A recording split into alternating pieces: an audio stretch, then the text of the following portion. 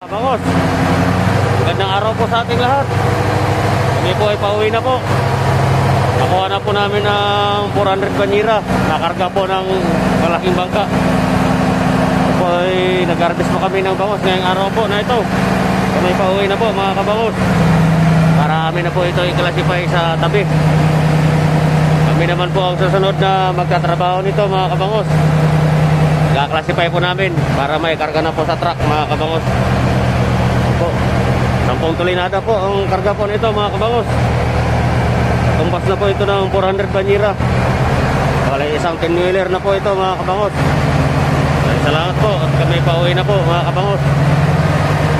Ito po yung pinakamalaking bangka na aming ginagamit sa pag-harvest po ng bangos.